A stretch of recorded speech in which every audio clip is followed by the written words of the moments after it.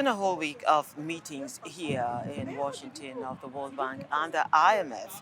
And of course, the annual meetings are gradually winding down. And that is the focus of this episode of The Policy with Leah, reaching you from Pennsylvania Avenue in Washington, D.C. You're welcome to the program. Before we delve into the business of the day, let's take it to the trends table.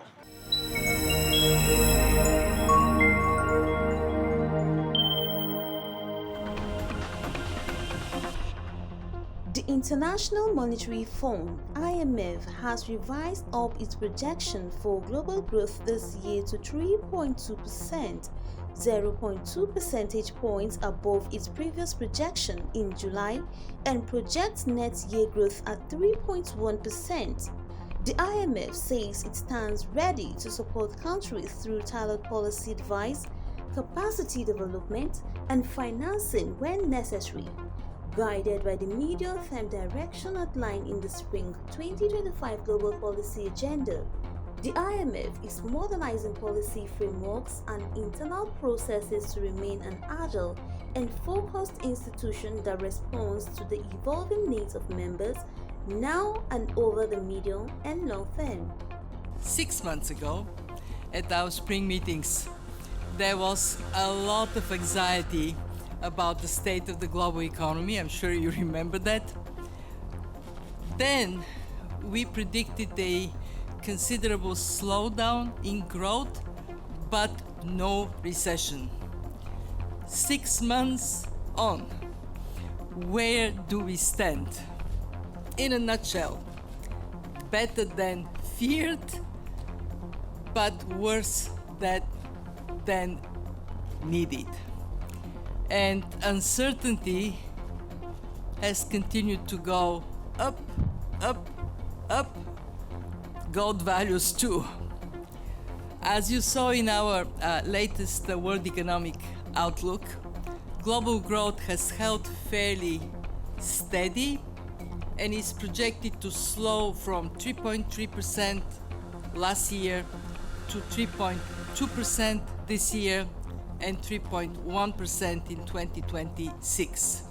Global growth has slowed less sharply than previously feared, but the world economy will suffer from any further flare-up in trade tensions, according to the IMF's World Economic Outlook. The Nigerian delegation at the annual meetings is assuring investors that doing business in Nigeria is good for them. The delegation, led by the governor of the Central Bank of Nigeria, Olayemi Cardoso, at the Investors Forum gave a process report from the last forum at Spring and outlined prospects going forward. Nigeria's focus remains clear: strengthening our fundamentals, advancing reforms, and unlocking opportunities for sustainable investment and growth. We are encouraged by the progress made so far and remain confident that the ongoing reforms are laying a stronger foundation for a more resilient and globally competitive economy. The International Fund for Agricultural Development (IFAD) has pledged to reach at least 70 million small-scale farmers and significantly transform their lives by increasing their incomes, productive capacity, and market access by 2030 as part of the World Bank's AgriConnect initiative. The pledge was made by Alvaro Lario, IFAD president, at the launch of this initiative at the bank's annual meeting in Washington. To our mission, to our vision, we are basically the institution focusing on rural areas, on small-scale farmers. This is our core and business, and it's also our bread and butter. So today I'm very happy to support this initiative and also to announce a pledge that we will be reaching 70 million small-scale farmers by 2030, and that's our commitment to the agri. Making agriculture going from subsistence farming to really small-scale production. For that, it's important to coordinate and to integrate investments in production, but also in distribution, in logistics, in processing, in marketing, storage, all of those jobs that are not only on-farm jobs, but actually off-farm jobs.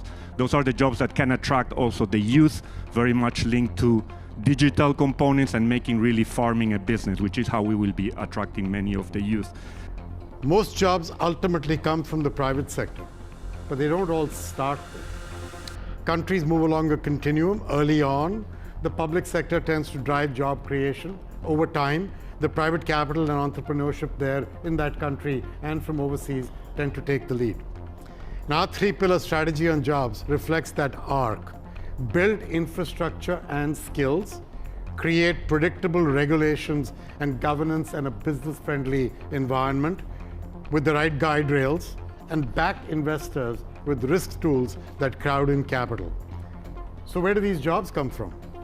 We see potential in 5 sectors: infrastructure, agribusiness, healthcare, tourism, and value-added manufacturing. When I say infrastructure, I mean both physical and human infrastructure. Bridges, roads, airports, education, healthcare, skilling. Today we focus on agribusiness, central both to jobs and to meeting global food demand that is projected to rise more than 50% in the coming decades. Emerging markets are at the center of both of those.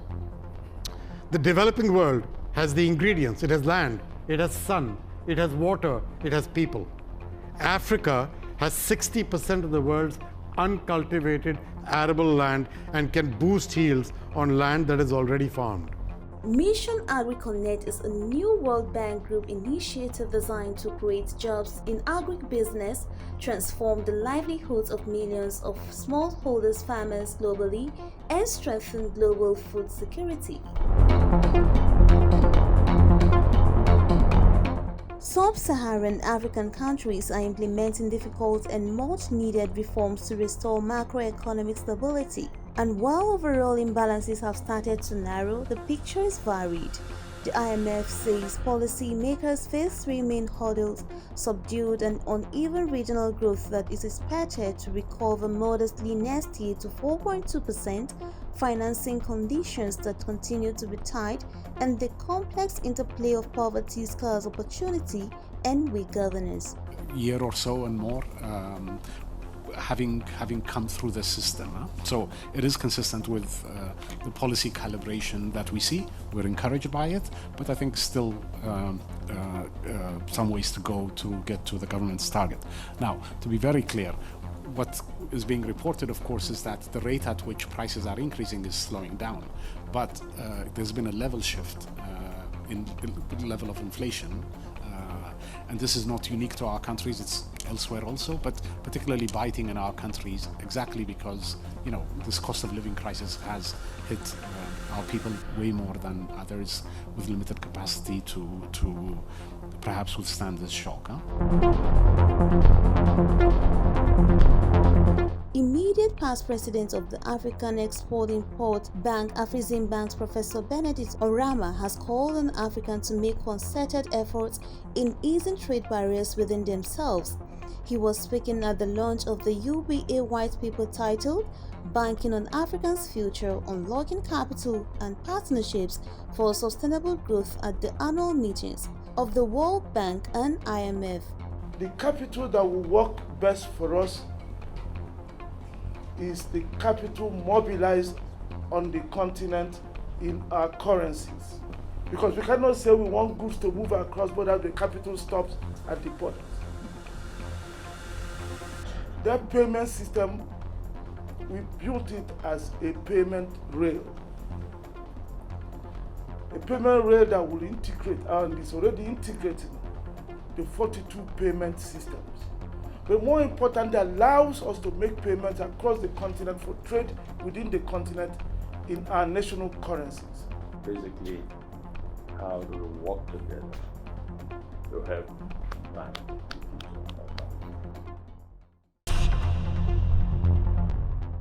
Here's this brief summary of the engagement put forward by the Deputy Governor on economic policies of the Central Bank of Nigeria. Well, it's always a pleasure to come back to the annual meetings of the IMF and the World Bank because it's a time not only to listen and learn about what the global economy is going through and what other economies are going through, but also a time for other economies to really listen to the strides that Nigeria has made over the last 2 years in implementing its reforms. And when we listen across the room, I mean, we started on Monday with an intergovernmental group of G24, which is the developing countries really coalescing and really discussing their own agenda regarding our own economies, many of which are debt stressed, facing high inflation and all of that. And we really just listened to that and brought out really salient points for the ministers to consider the next day. As you know, Nigeria has taken over the leadership of the G24 from Argentina, which gives us a huge opportunity then over the next 1 year to really define our own priorities as the priorities of the developing countries that make up that body, to really advance it within the global multilateral institutions. So it's been a huge opportunity for Nigeria to assume that helm, which we take over in November 1st. So that handover was done between Nigeria and Argentina. Beyond that, we've used the opportunity really to engage with a number of rating agencies, all the credit rating agencies. We've had various bilateral meetings with them. We just came from a MOU signing between the Central Bank of Nigeria and the Central Bank of Angola, where we've signed an MOU on technical cooperation on various issues around capacity building, around cross-border supervision, around trade. So really good things coming. So it's not just a talk shop. You know, the leader of the delegation, Governor Cardoso, has used the opportunity really to really hit home on some very, very important initiatives which Nigeria has been pursuing, and also to showcase to the world how the fiscal authorities led by the CME, Minister Auwal, and the Monetary Authority led by himself have really taken the bull by the horn and are really resetting the economy of Nigeria. And we can see the early results. Balance of payments have significantly improved. Current account is in surplus. Our currency has stabilized. Inflation has continued to go down. So really for us, it's a checkpoint. And we're really positive. We've had meetings with investors that are putting in $1 billion, $1.5 billion into the Nigerian economy. And next is our policy conversation. Broadly speaking, debt issues, tax issues, the whole gamut of it. And of course, the new baby in town, artificial intelligence. Here's that policy conversation with our Musa Rafsanjani of CISLAC. It's been an exciting week of meetings across the World Bank and the IMF and partners. And of course, Nigeria also had an investment road show, a meeting that it had investors come and join the forum. But then so much has happened. And of course, the conversations are ongoing. But then we pause to have an understanding of what's transpired during the week, what are the major takeaways. And I have joining me none other than Auwal Musa Rafsanjani, who is the Chief Executive of CISLAC all the way from Nigeria. It's nice to have you join me for this conversation, sir. For starters, the major takeaways, we saw conversations around those critical areas like the debt and, of course, tax, the changes. And then there's the critical aspect that has surfaced all through these meetings, which is artificial intelligence. What is your major takeaway of all the happenstance in the course of the week? The major takeaway for me here, which is also part of the major conversation around the civil society cycle, is the issues of around debt and debt sustainability, because countries in Africa, or even Nigeria in particular, we are suffering from the burden of debt, spending also. And we noted that it is not possible to sustain the kind of debt that Nigeria is taking, given the fact that most of the loans or most of the debts we are taking are not channeled towards real, development and investment. It is more of consumption, and there's no accountability around those debts. So the debt profile for Nigeria is worrisome, and likewise to many countries in Africa is very, of a great concern to all of us that are actually canvassing for more um, transparency in the debt issue, as well as some of the debts that we believe that need to be cancelled because those debts were not actually, meant for the good use of the people.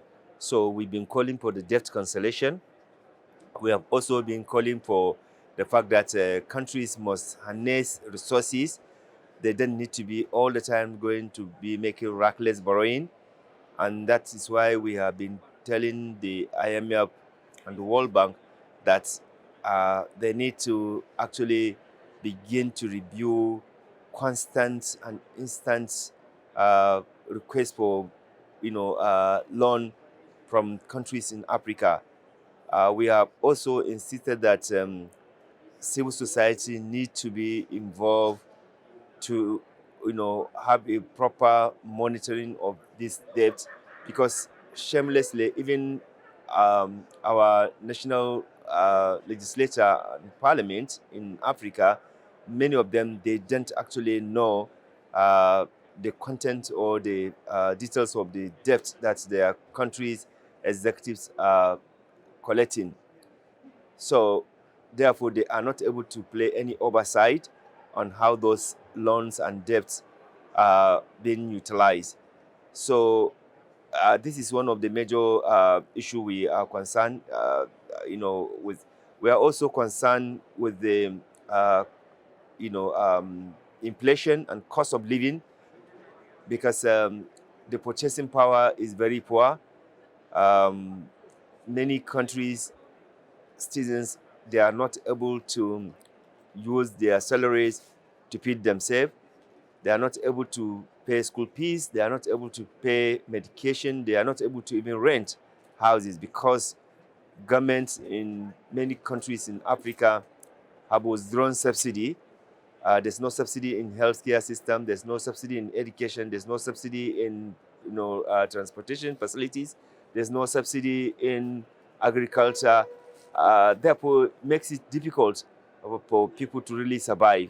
And we have seen that these countries that are giving us these conditionalities and that are giving us this loan, they still maintain, certain subsidies for their citizens.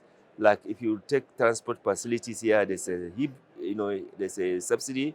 If you take education, if you take, Medicare, if you take, agriculture, you find subsidy. Even housing, you find subsidy. But they are telling the countries in Africa to withdraw those things.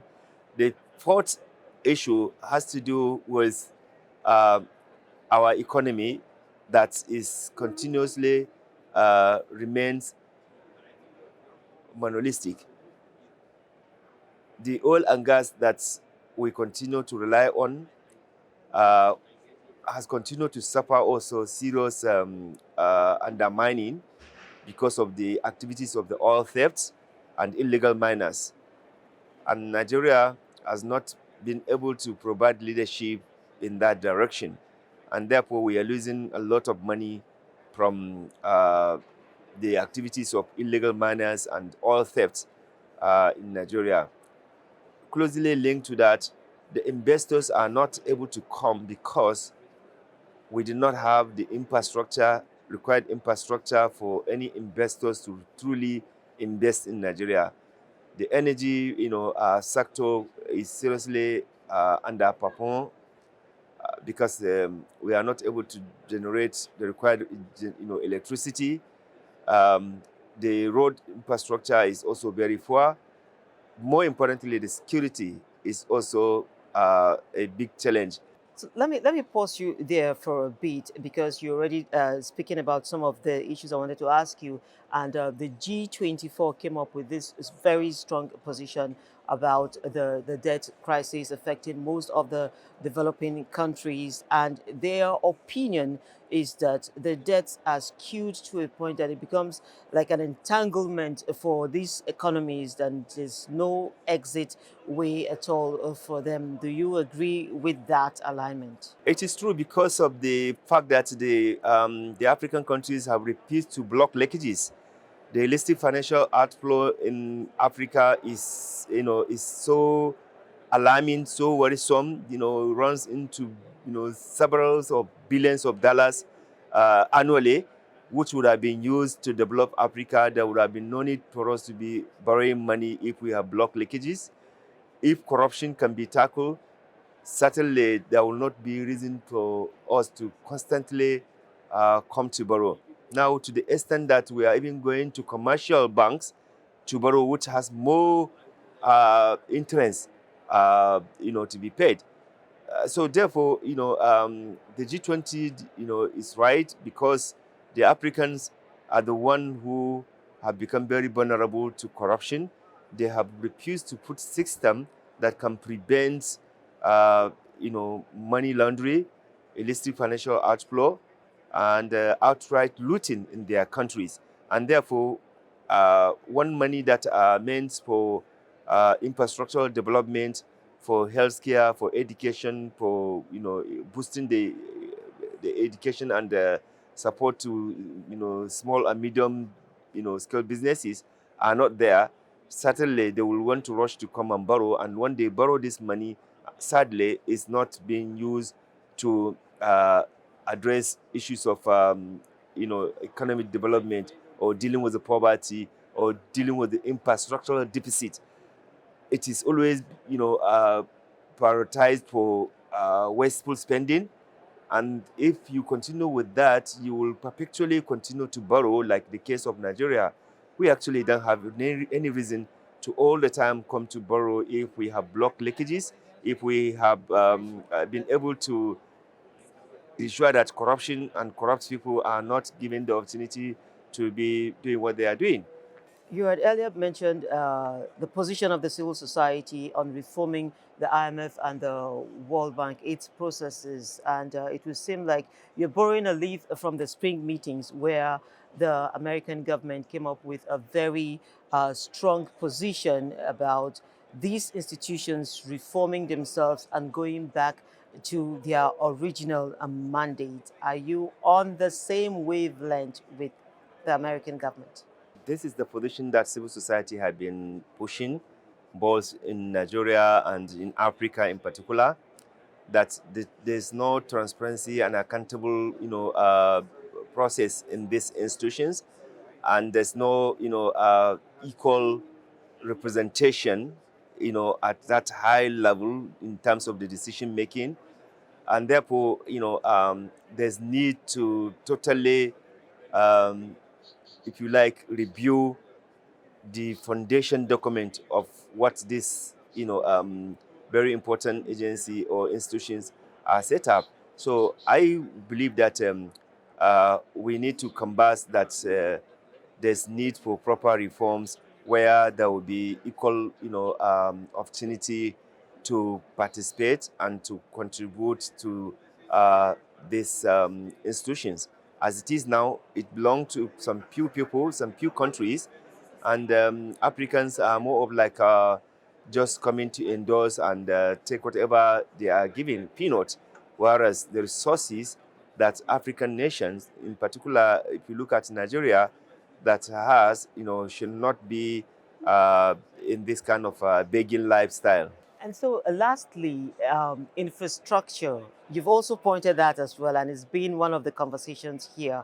Artificial intelligence, that's where the whole world is tilting towards. And then we find that developing countries are just about 26% in coverage, just as put forward by the IMF. And one will begin to wonder, do we have the backbone for the infrastructure that will help us leverage as a country, or perhaps as the sub-Saharan region, what artificial intelligence is bringing to the global economic space? African nation and Nigeria in particular must invest in education, science and technology, because all these developments that you see, if you do not have the required knowledge and capacity, you cannot operationalize them. So therefore, it is important that issue around quality education, affordable education, accessible education is given priority, because if the citizens are not able to assess or they are not able to obtain the required knowledge and skill, they will not be able to process any artificial intelligence that now the world is moving faster with. So it is important that education is actually properly revived in the country. Sadly, the policymakers in Nigeria have continued to make life, in terms of education, very difficult. I know education is more of like inaccessible. Education is not affordable. Education is being treated with the laxity that you see. No commitment to investing in our higher education learnings. The universities, they don't do researches. There's no laboratory that are actually helping. And most of these countries you see, they invest a lot in their educational sector, in their universities. Every new innovation is coming from the university because of the research. In the case of Africa, in the case of Nigeria, the laboratories have been dead. There's no even, equipped libraries. There's no any, proper research that, the lecturers are doing, because there's no even, grants for them to embark on that. So there's no way you can beat the Western world, who have prioritized education and provide all these enabling, environments for education to strive, for knowledge to be developed and utilized, so that they can excel in technology, in science, and computer science and what have you. That's how you can only remedy the situation. Secondly, the public official, the elite in Nigeria and many countries in Africa, they have decided to be taking their children to universities abroad, leaving public institutions, dead.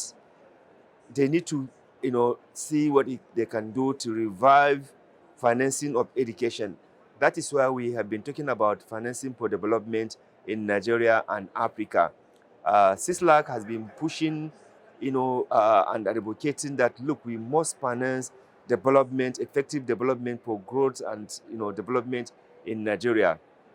And it is only through that you can be able to, overcome the challenges you have in the health sector. It is through that you can overcome the challenges, in terms of, agriculture, in terms of innovative, knowledge that, countries are now, having.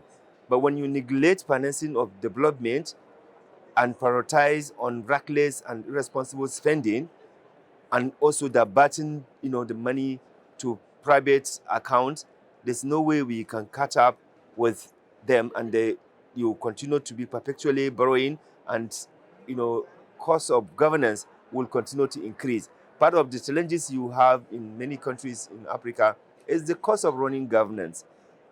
Here in the US or in Europe, you don't see public officials with those jamborees. In Nigeria, one governor or one minister will have like between 15 to 20, cars following him. Here, you don't see any minister, with such kind of thing.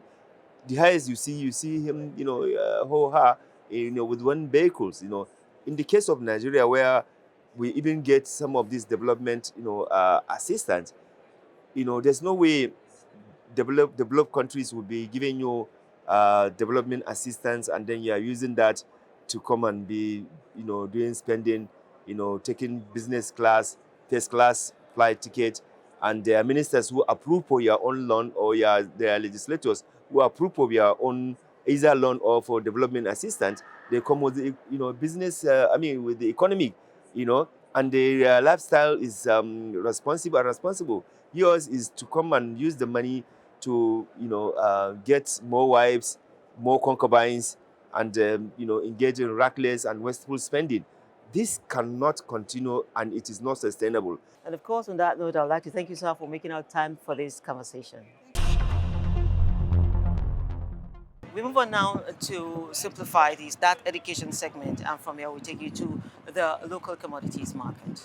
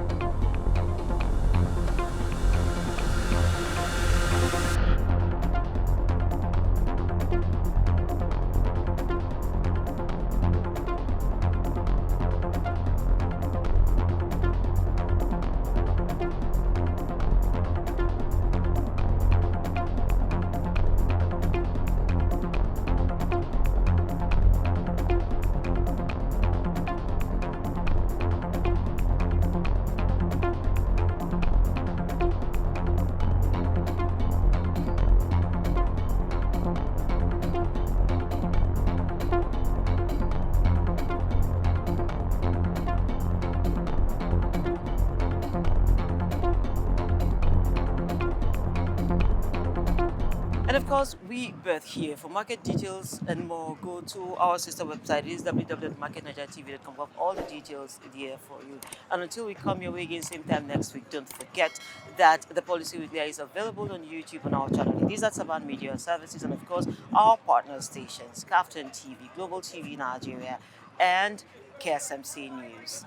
Be good out there, and see you back in Nigeria. God bless Nigeria.